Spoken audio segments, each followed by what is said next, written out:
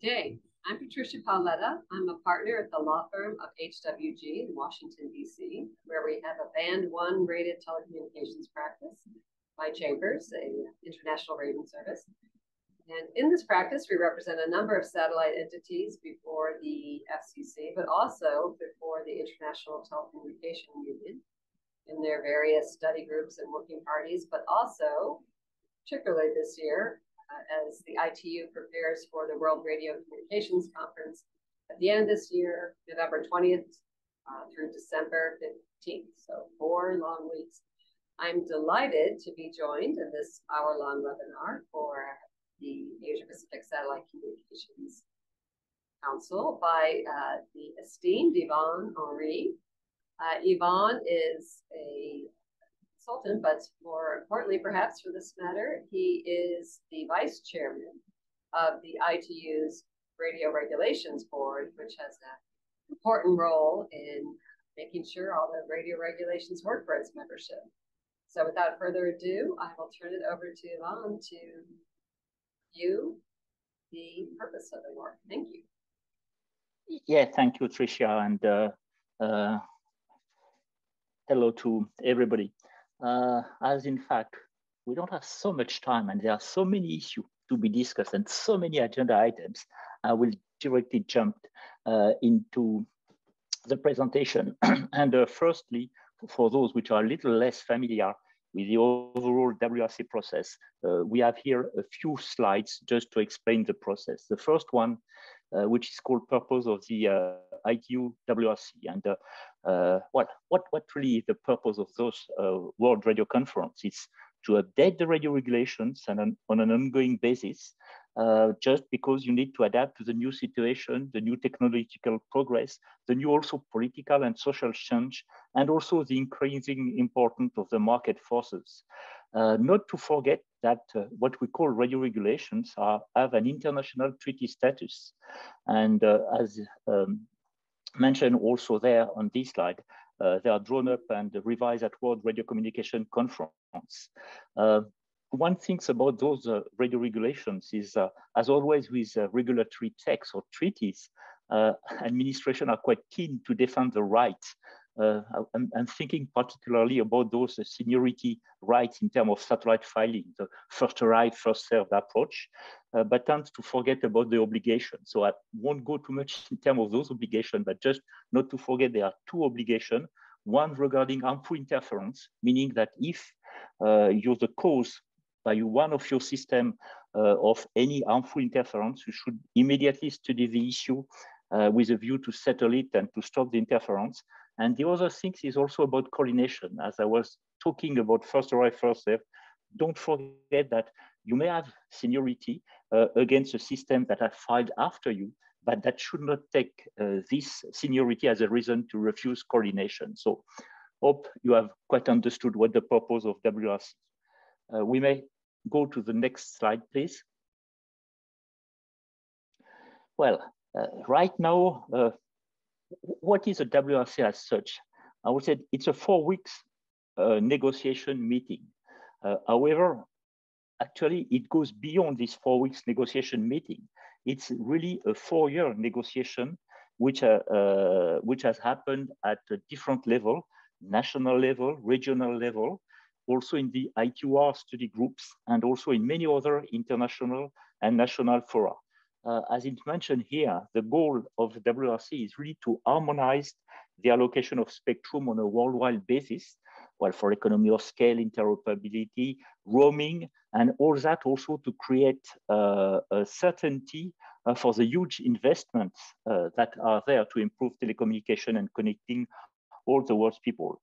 And all this in order to achieve this goal, well, take times and take time to come to a consensus. It means roughly for those having already participated to a WRC, but also that will go for the first time in Dubai at the end of the year, it means work almost 24 hours a day, 7 days a week during the 4-week conference. And one thing's also quite important is that the final act of the conference, even if adopted by all members at the end of the meeting, and all of the members that are participating at this conference, it's not the end of the process, because the most important thing is for all of those adopted modifications or revision to the radio regulations, they have to become, after that, part of the national legislation. And it's certainly one of the main and most difficult tasks for anybody coming back to his country to have that integrated in the legislation. And for sure, the fact that you may go to your parliament and explain that all of those decisions has been taken by consensus, at least by 183 countries consensus, at least it could help certainly to have that at the end of the day in your legislation. So hopefully, so that's the purpose of WRC. Just to give you a teaser for this webinar, with the various main issues that will be discussed in detail at WRC-23. As you can see there, it will go from IMT 2020 up to satellite issue, but also maritime, aeronautical, regulatory, and many other issues. And you'll have time during this webinar to be a little more acquainted with some of the main issues. Thanks, Yvonne. And as you mentioned, there is a 4-year preparatory cycle that leads up to work, really more like 3.5, because immediately after a work, the steering group meets in the first conference preparatory meeting, just a 2-day meeting, and they assign the various different agenda items from the just agreed work agenda to the different I2R study groups. Of course, there's a number of them.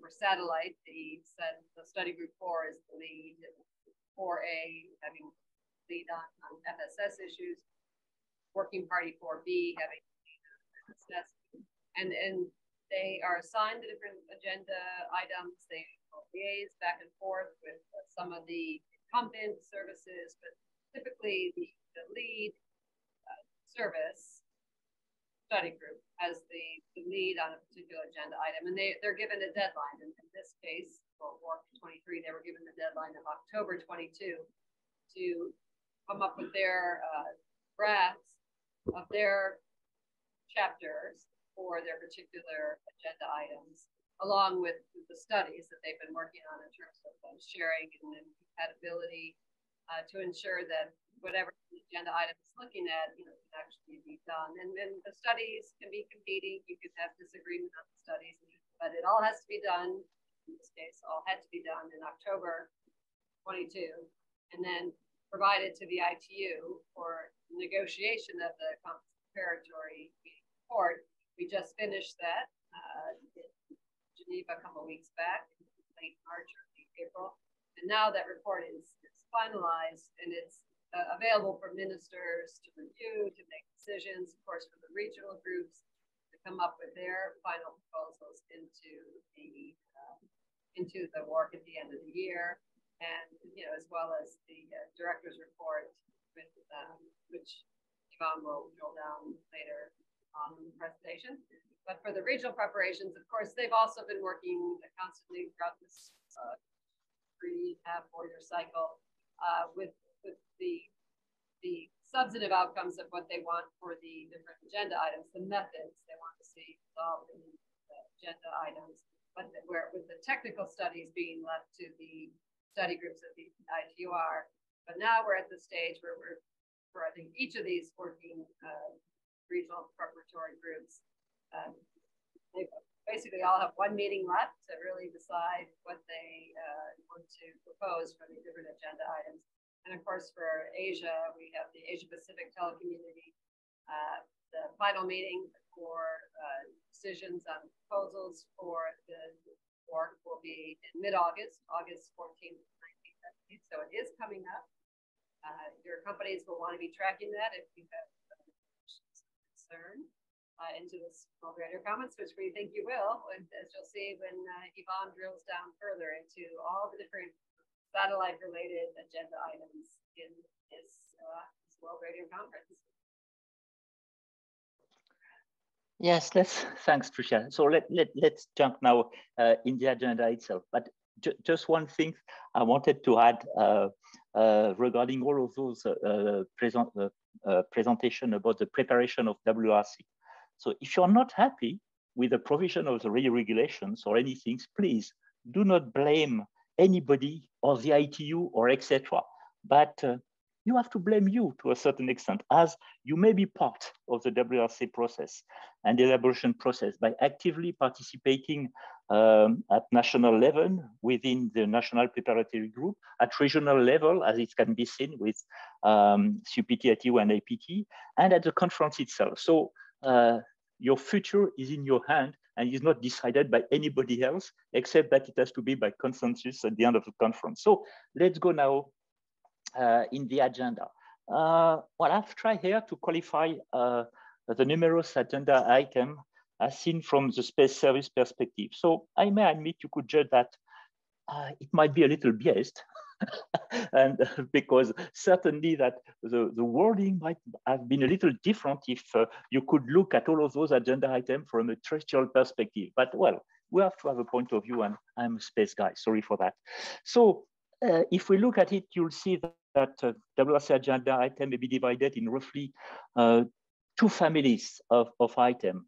A big families of item, which is taking a lot of time at conference, which is frequency allocation, discussion, service to certain band.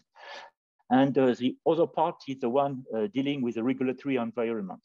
Although we must admit that there is a great overlapping between frequency allocation and the regulatory environment that will go with it. And on spectrum issue, if we look there, you could see that there are some agenda item that are here to secure existing satellite spectrum allocation. In a way, it's a fair way to say maybe some other people want to attack or want to share some of the bands which has been already allocated to space services.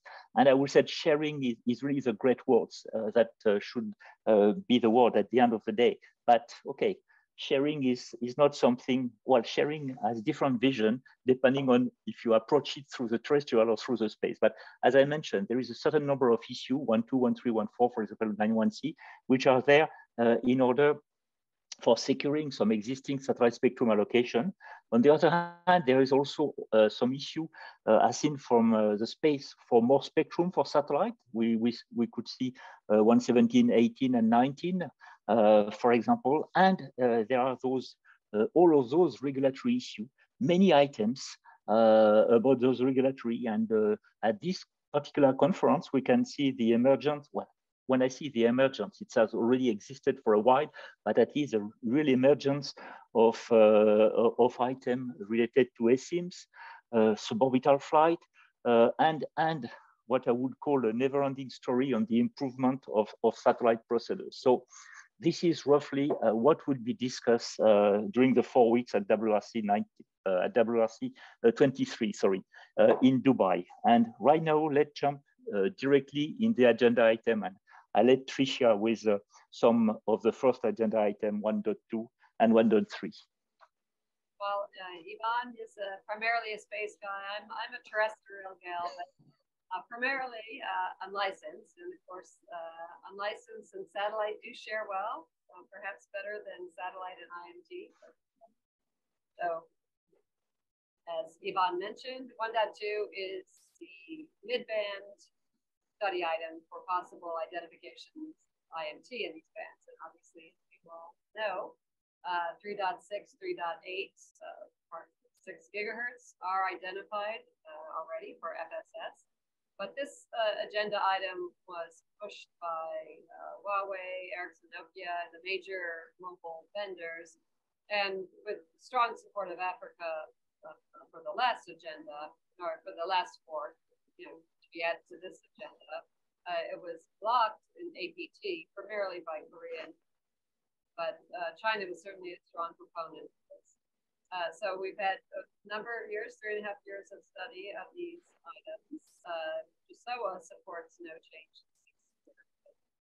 The US supports no change to 6 gigahertz band and has proposed that to its regional prep body, CTEL.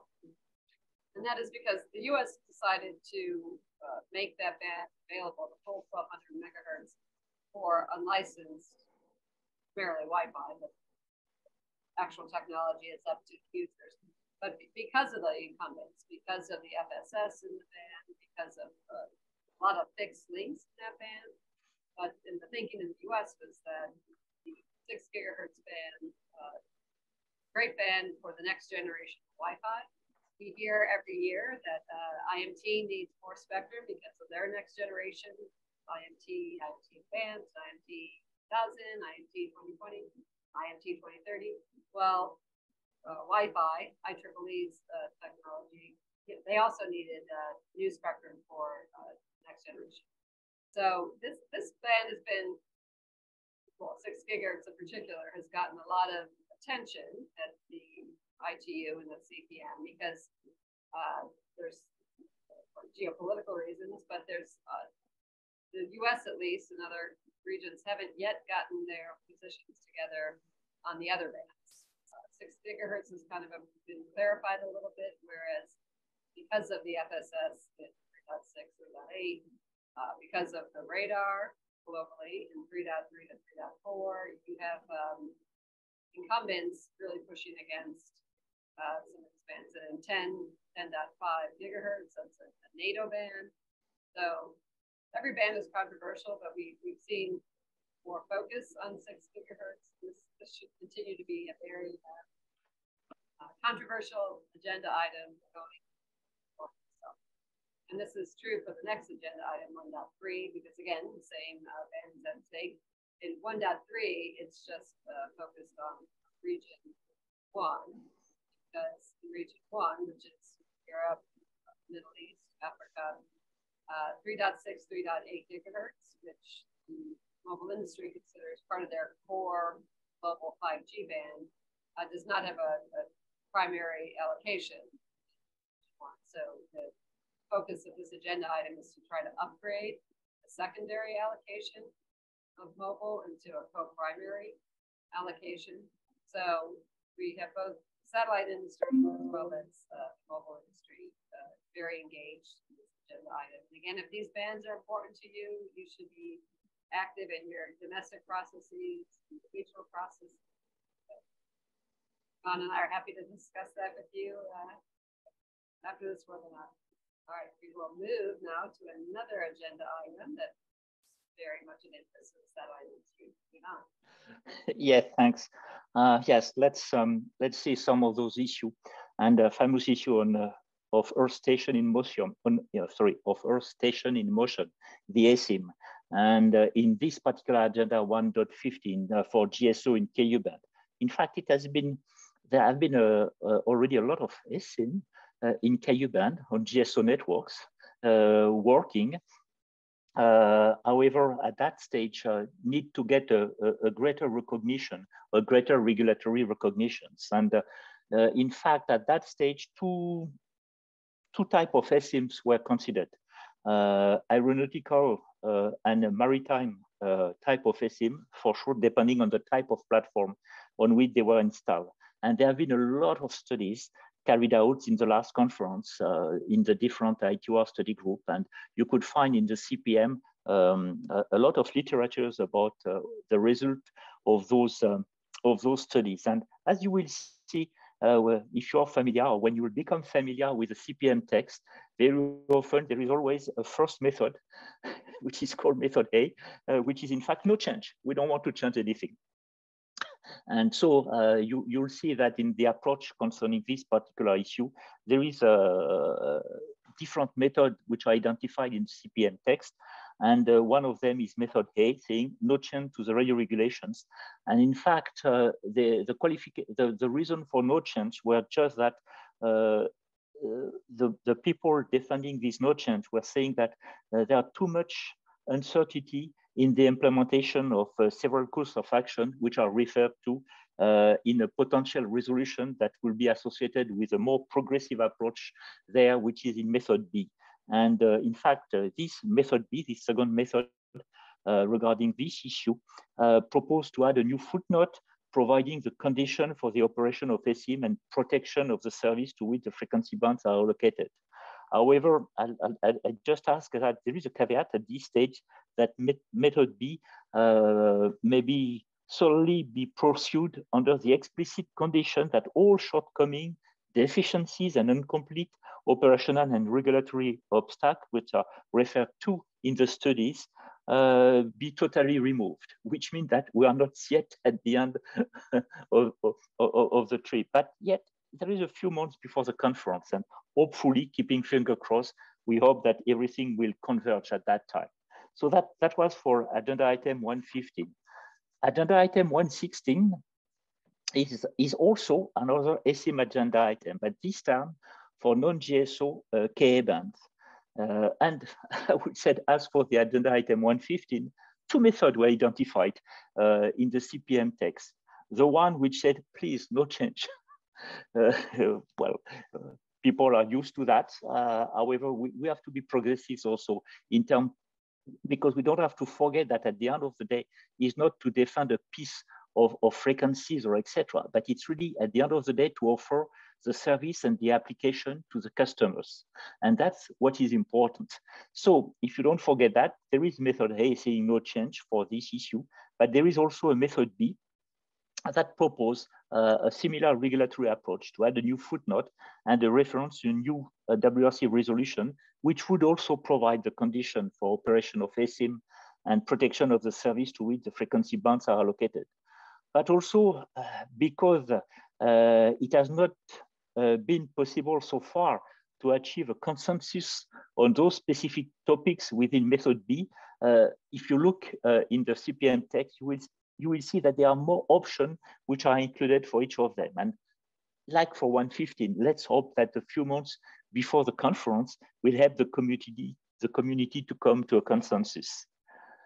The next slide then is still a satellite issue. This is the agenda item 117. And then we're talking about inter-satellite link. And as mentioned in the comments on the slide, you will see that this agenda item is driven with a view to optimize the use of existing allocation to facilitate the relaying of data from non-GSO station via GSO network or non-GSO system back to us. And there are more and more of those applications when you try to retrieve data, IoT data, whatever type of data through non-GSO system. However, then to bring back all of those data to the Earth, one possible approach would be to use some of the frequency allocation that already exist, and then to bring back those data through GSO back to Earth. And here, and I think that you are now very familiar with the method which are always identified in the CPM. For sure, there is a method A, and won't be a secret to say that method A is no chance to radio regulations. Unfortunately, there is also a method B which addresses the regulatory solution for space-to-space link under this, but with a lot of alternative at that stage, depending on the type of allocation for the space-to-space link, on the concept of operation also for space-to-space links. And here there's interesting wording, as it said, there is a concept of operation within the cone. What does it mean within the cone? I don't want to go too much in detail, but in fact, it's a mini within the cone of the coverage of the FSS space stations. But because we have within the cone, you have also some approach taking into account what we will call expanded cone. So for the GSO service provider, there is also a lot of questions, but a lot of possible solution for and sharing mechanism with non-GSO FSS system. And here, there are two approaches, particularly one through the coordination. In fact, for those which are more familiar with the regs and Article 9, it's 912 coordination between non-GSO system and GSO, or there is also an approach based on hard limits. And there are, if you look at it at the end of the day, you will see that there are so many different options to be considered within each of the alternatives to ensure at the end of the day that all of the incumbent services are protected. But at least there are still some some works to be done for people to to come to a consensus. But well, let's put it this way: this is still an open agenda item for WRC-23, but I'm sure that solution will be found in Dubai. And I'll let Tricia for the following items.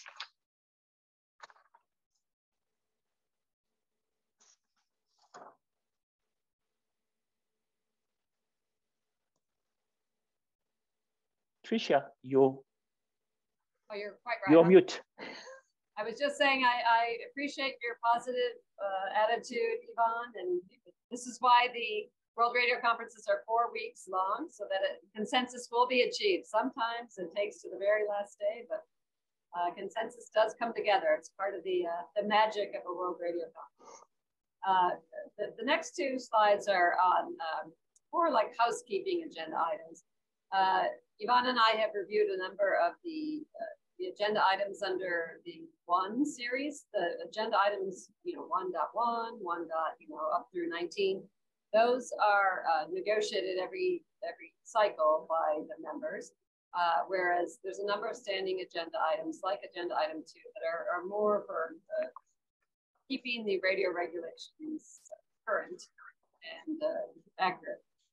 That's the hope. It's not always done, but agenda item 2 is to consider any of the recommendations that have become so material that they should be actually treated as mandatory. So incorporated by reference into the radio regulations. So, the ITU creates a number of recommendations through the different study groups routinely in the service areas they're responsible for. But when they're incorporated by reference into the radio regs, and they have much more status and are considered mandatory. And there are a large number of items that are, or recommendations that are going to be incorporated. There's a handful that do relate to satellite. So if you have specific interests or curiosity in that regard, you can reach out to Yvonne or me after this slideshow, and we'd be happy to elaborate. And then the agenda item 4 kind of falls into that category as well, more housekeeping. This is to review the resolutions and recommendations that may or may not be relevant anymore for the status of services around the world, and that could be suppressed. Here again, there's certainly items that relate to satellite. The process for this in the Conference Preparatory Meeting report that's now available lists all the different resolutions and recommendations that are being looked at, and obviously all the ones that the study resolutions that relate to the current World Radio Conference, those are certainly going to be reviewed and possibly suppressed. But the list of recommendations or resolutions also includes pre-existing ones that don't per se relate to the World Radio Conference immediate agenda, and that also might be picked up. So again, if you have specific questions or heard something that you're following is on that list, we're happy to give you more detail offline at a later point. Now the big one for the satellite industry, which many call a wart within a wart, agenda item 7, to which we will turn to Yvonne. Yeah, thank you. As you mentioned, the big one. In fact, as you can see there, just one agenda item, but in fact, it has 11 topics with 14 sub-items, as some topics have more than one item. And in a way, if we go to the next slide, you will understand what are those 11 topics. Yeah, 11 topics. And you'll see, as it was mentioned on this earlier slide, that there are topics mainly related to non-GSO system. It will be bringing to use, be a reminder, orbital tolerance, post-milestone, EPFD tool, aggregate interference, AP4 information, etc. And there is also concerning GSO, a lot of items which are related to the protection of the plans Appendix 30, 30A, and 30B. And the goal there for the GSO is really, for those Appendix 30, 30A, and 30B issue, is really to preserve the plan and to guarantee the equitable access to the orbit spectrum resource while making, at the end of the day, a more efficient use of the planned service band. So we won't go, if we go back to the list, in a way, we won't go topic by topic. Otherwise, we'll be still there tomorrow night. But for the sake of feeling about what it's about, I'll just take 2 examples. And I'll begin with topic A, which is quite an interesting one. Well, in fact, topic A is considering the adoption of possible tolerance for certain orbital characteristics of non-GSO space station in specific band. It's in FSS, MSS, and BSS, to account for the potential difference that would exist between the value which are recorded in the files that are sent and recorded in the master register at the ITU against, I would say, the value representing the actual deployment of these non-GSO stations, in order to which extent a real system could still be said to match what is filed at the ITU. And at this stage, like all of the issues so far, but it's also because we have still a few months before the conference, there is no consensus for sure, but a different method which are listed in the CPM report. And as usual, you have the method A1 for sure. And if you were there with me, you will say, no chance to the radio X. And I would say, you're right, there is the method A1 saying no chance to radio regulation. But then there is also a different method, a method A2, where we said, okay, we'll get a new WRC-23 resolution on the implementation of some tolerance for certain orbital characteristic of satellite, of non-GSO satellites. And in a way, in this particular method, you have even 2 options.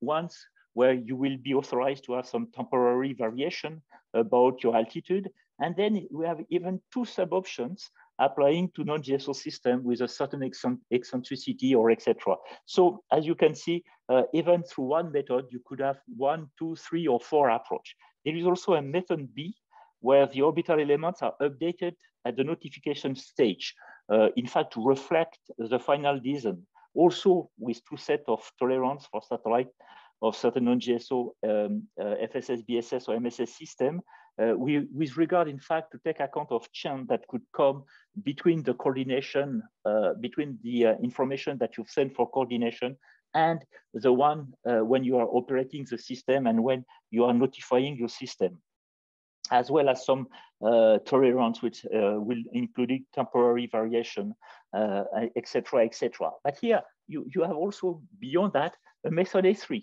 And then this method A3 just, okay, let's modify the appendix 4 of the radio regulation. This is the appendix where you are submitting the information for your system. And to add some data item that will be related to the planned tolerance for each of the characteristic of a non-GSO system, which describe in a way which are describing, yes, your altitude into the appendix 4.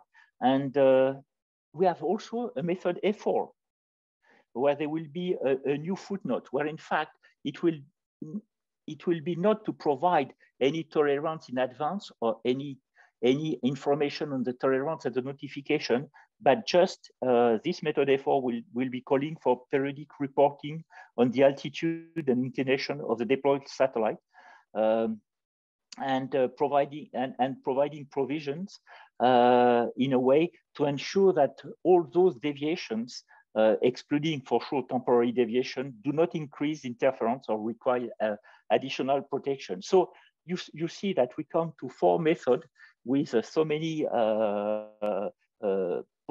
possible, I would say, deviation of those methods that, well, make your choice, because the agreed tolerance will certainly be a smart mixture of all that, with a certainly new idea that could come between now and the conference. And to be exhaustive, as I was talking about one item concerning non-GSO issue, I will take just one item, and an easy one, I would say, concerning the GSO issue.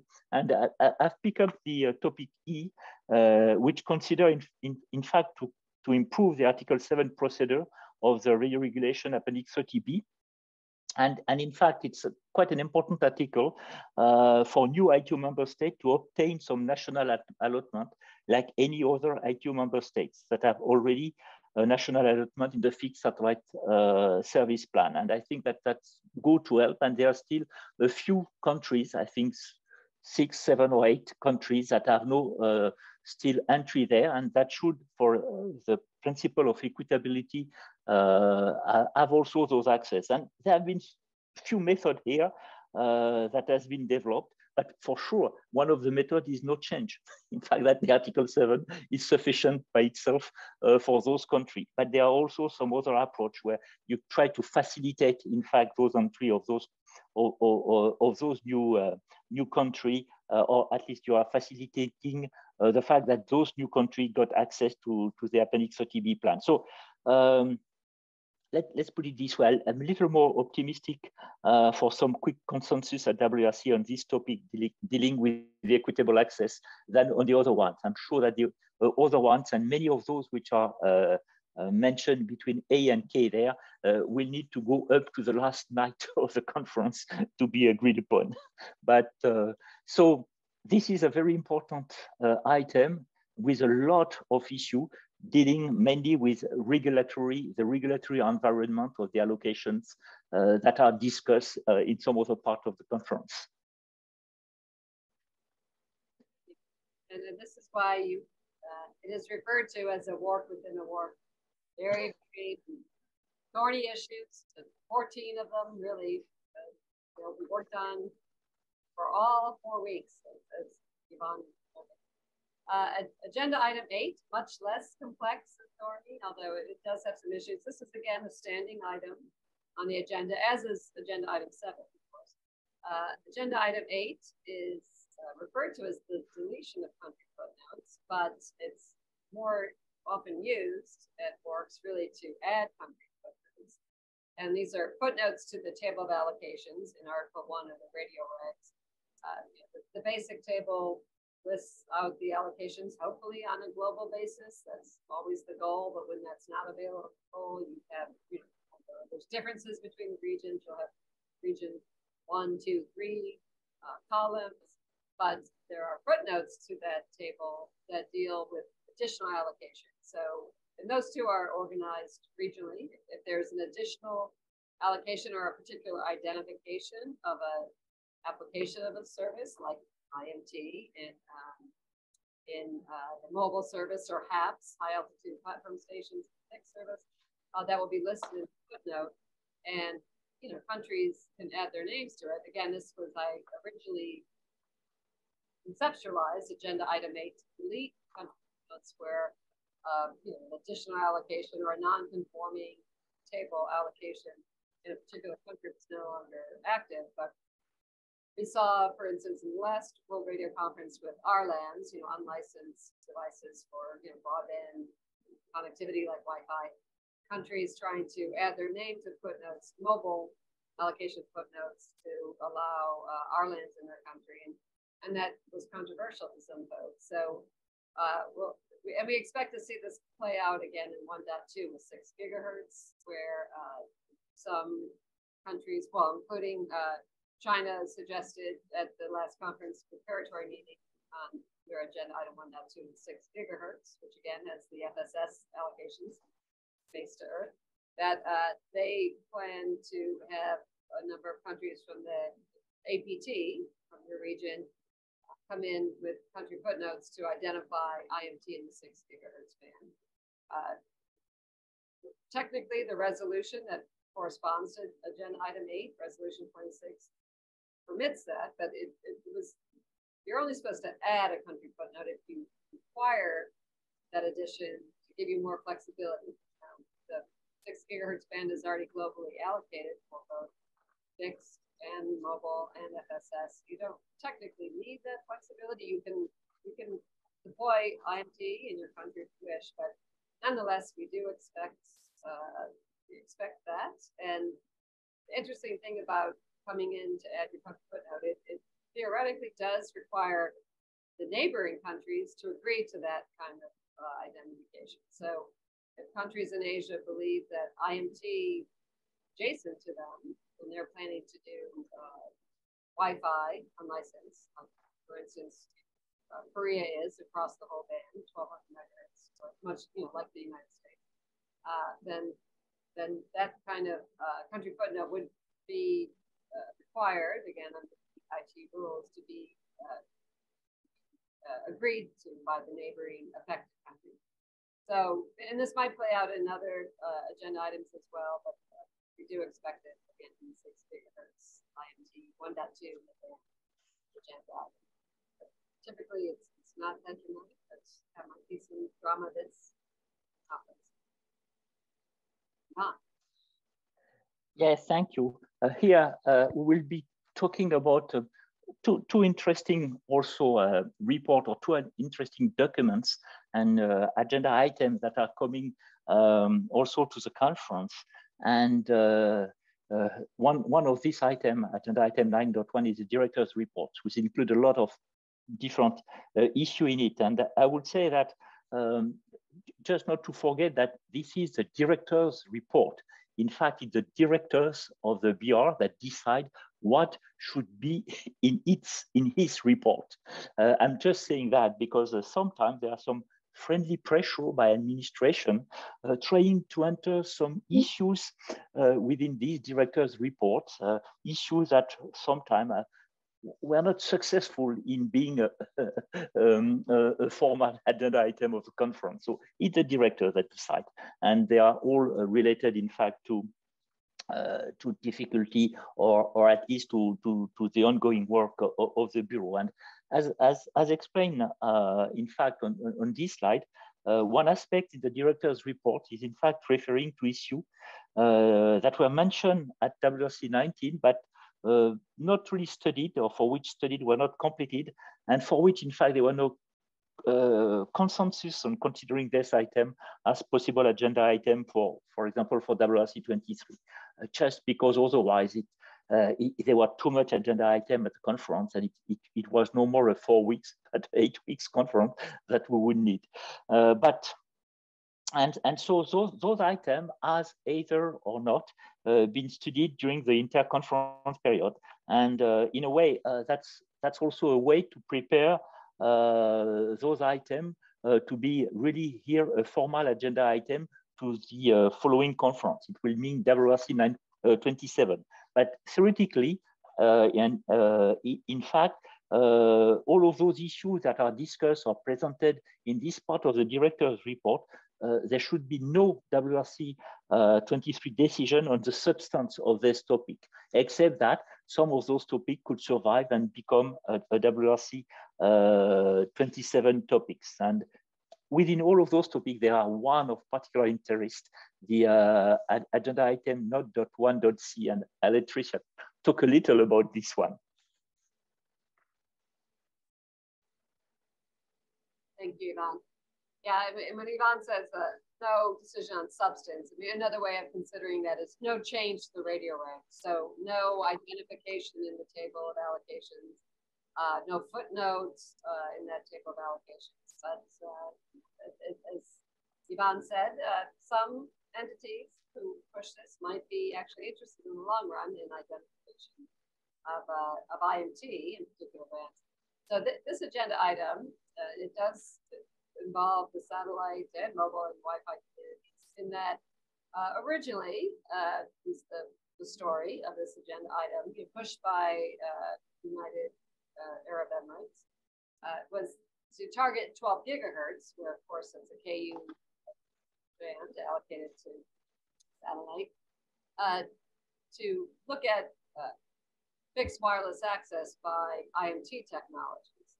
And of course, that was effectively blocked by the satellite industry at the WRC-19 conference. But at the last minute, because UAE was going to be the host of following work, or perhaps other reasons, it was agreed to give them this agenda item, but the actual ban was stripped out of it. So now it applies to all fixed bands, right? So it's much broader.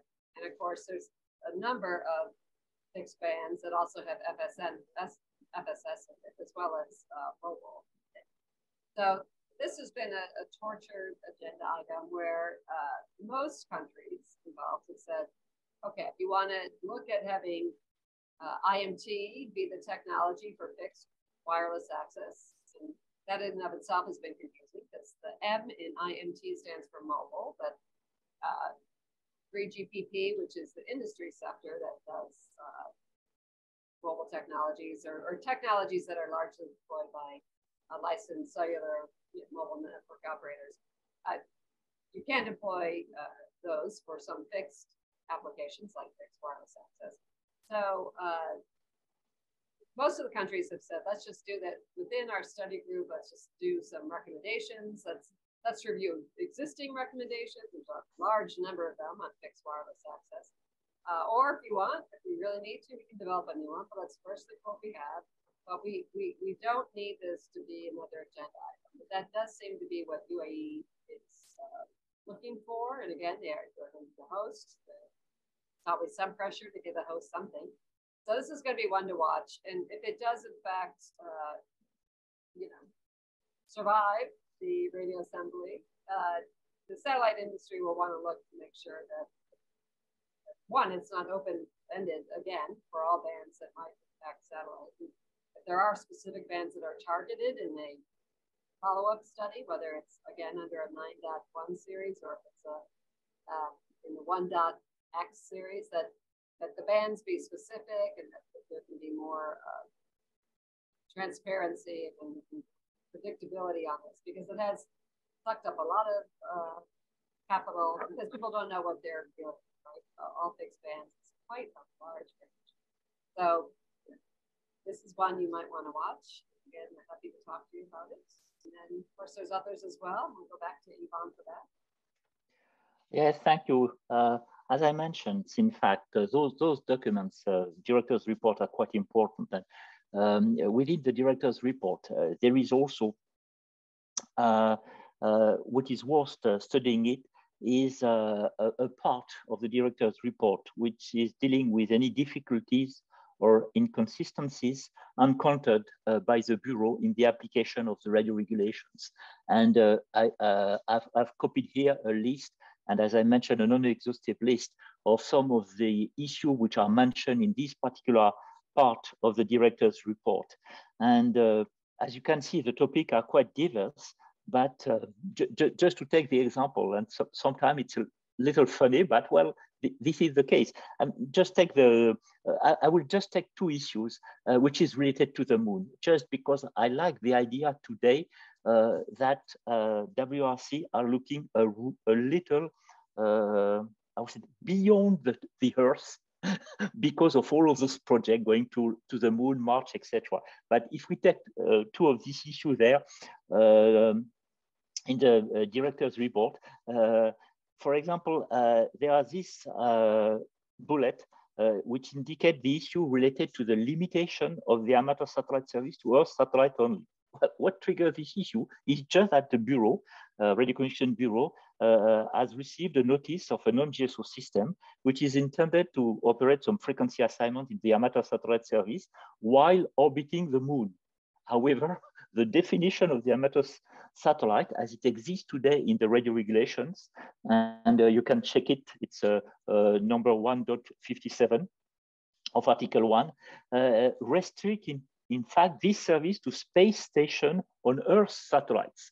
So in a way, for this particular filing, it was just unfavorable by the Bureau, just because you couldn't have amateur satellite around the moon. And so, okay, certainly that the conference could look at it and said, well, we should authorize also the use of the amateur satellite bands over, well, around the moon or etc. So that's what has triggered this issue. And the second issue concerning moon, concerning the moon, in fact, that was the protection of the shielded zone of the moon. In fact, there are two provisions in the radio regulations, 22.22 and 22. Sorry, it's 345. Three provisions from 22.22 to 22.25 that in fact establish a requirement for the protection of radio astronomy observation and to other users of passive services in the shielded side of the moon. And in this regard, in fact, the BR in its report is inviting the conference to consider if there is a need to add a requirement for administration to commit or to demonstrate how they could meet this requirement of those different provisions when they submit, for example, a satellite network with reference body as the moon. And so it's and so on and so forth, I would say, for the other issue. But that just give you an example of the discussion that would occur during the conference, discussion which are not related directly to any of the agenda items that have been presented so far, but for which there is discussions and certainly decision to be taken. The next slide is that it's an interesting agenda item, I would say. Well, maybe I'm biased also because as vice chairman of the RB for this year, I've worked on this report of the Radio Regulation Board. But just to mention that, in fact, at every conference, the Radio Regulation Board is providing an update of its report, which is focusing on the effort to address issues that the board and sometimes the Bureau has faced since the last conference. In fact, what we can see there is a certain number of issues for which the board have had to take some decision, and he wants at some stage either the conference to note those decisions, or at least the conference to confirm those decisions, or at some stage the conference maybe to modify accordingly the radio regulations in line with the decision that has been taken. And so, for example, when we say some consideration involving the implementation of Resolution 559, for those which are less familiar, it's this resolution was in fact the introduction of additional temporary regulatory measure following the deletion of part of Annex 7 to Appendix 30. Well, it doesn't mean nothing for people that doesn't know what it's about, but it was quite important because it was opening a part of the GSO arc to the Appendix for Appendix 30 used for Region 1. And then that was a way for some administrations to improve the status of their entry in the BSS Appendix 30 plan. And there have been a lot of works done by the BR with the help of the RB. And so there is a certain number of issues or questions there which are referred to the conference to confirm what has been discussed. And I think that also in this report, the RB is reporting some difficulty in resolving some harmful interference situation, but also some difficulty affecting the coordination and particularly the treatment of requests for extension of regulatory time limit to bring into use frequency assignment or bring back into use some frequency assignments, and how to define this notion of force majeure. So that you will find that in this text, and in fact, it's kind of noting by the conference that whatever has been done rightfully. And in a way, to a certain extent, the board in this report is providing some recommendation, which is regarding provision of the radio regulation in a way for enhancing the linkage between the notification, coordination, and registration procedures. And particularly the link with a basic principle concerning the use of radio frequency spectrum and satellite orbit. So those are those two items, which are in fact the director's report as well as the RB report, are dealing with issues which are outside of the normal type of issues that have been studied during between the conferences, but which are also important. And then I'll let Tricia finish with agenda item 10. Thank you, Yvonne. We just have about 5 minutes left in our hour, and we don't want to keep you more than an hour, certainly, although, as Yvonne said, we could talk for weeks about these issues, and the conference will, in fact, talk for weeks about these issues. But agenda item 10, another standing agenda item, is always the agenda for the next conference, and that will be negotiated. The agenda for WRC 27 will be negotiated at WRC 23. There's a preliminary agenda that came out of WRC 19 for WRC 27. But that preliminary agenda, which is Resolution 812, the majority of which are in fact satellite issues, has to be reconfirmed by the membership. So again, the regional parties, the regional prep groups, APT, CPT, CPL, et cetera, will provide their ideas for the WRC-27 agenda. But again, there are a number of satellite issues already there, which Yvonne can drill down on. But again, on the lower part of the screen are ones that have come up in the interim, because again, 8 years is a long time in the telecommunications industry. We've seen the move for mobility and direct-to-device satellite services in the satellite space, eSIMs. So you see, even though what was decided in WRC-19 for WRC-27 might not be the priorities of the industry, and it all has to be discussed and comes together at WRC-27. And some of the key ones, and again, I'll have Yvonne drill down on some of them, but studies, again, for IMT identification in extended midband, 7 to 24 gigahertz. The exact range varies right now in the draft proposals we're seeing in the different regions, but 24 is a kind of an average. Certainly, there's discussions underway in several of the regional prep groups on satellite direct-to-device communications. Yvonne mentioned the shielded zone protection in 9.3. Lunar communications is under discussion, again in the midband, where there are some FSS allocations and KA. So there's a number of issues that will impact the satellite industry coming up, and we're happy to discuss those with you. But Yvonne, any thoughts on drilling down into the satellite issues, both in the existing resolution that might survive scrutiny, as well as the ones coming up? Well, true that, as you are mentioning, and I would say that the more the conference is approaching, and the more items will be proposed for WRC-27. So it's a little kind of looking in a crystal ball to know what will be survived. But I know that many of those issues will survive, as you were mentioning. All of those regarding IMT issues, all of those regarding non-GSO evolutions, GSO, non-GSO sharing, etc.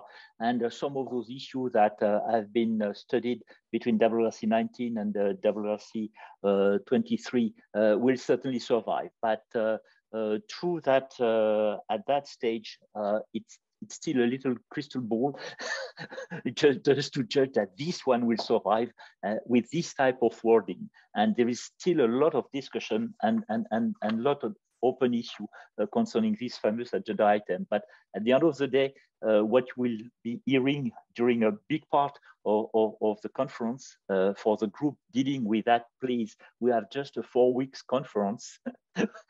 we cannot get more item than can be studied during between the conference and can be agreed upon during those 4 weeks. Thank you. Yeah, and it's Yvonne. There is a principle, this is actually an agreed principle, that the work agendas should not be so lengthy that they can't be manageable and then effective at the end of a work. So there typically is a limit to about no more than 20, certainly, for new agenda items in the 1.1, 1.2, up to 20 series. Because again, you have all those standing agenda items, including the work within the work agenda item 7, and of course the Bureau Director's report. So, we'll see. They can't all survive. There will be a limit in 1.x series, but certainly if you have priorities and issues, you should reach out, and we're happy to discuss it. Going to end with this slide. Just it has our email on there, both Yvonne's and mine. And I understand this will be posted to the APSCC's website, so you can get in contact with us in that regard too. But we thank you for your attention today. We appreciate being with you, and we wish you a good week. And if you care about these issues, get busy. Yvonne, any closing thoughts? Well, just to say that I was really pleased to present this webinar with you, And as you mentioned, a lot of issues presented in a very short time. And just for an example, the CPM report got more than 1,000 pages. So bon courage for people that want to read it. And so please, if you have any question, any clarification, please do not hesitate to contact us by mail. As Tricia said, you've seen our email there, and we'll be pleased to respond to all of those emails and to alleviate your concern on many of those issues dealing with the WRC 23. And hopefully we'll meet at WRC 23. Till then, thank you. Thank you.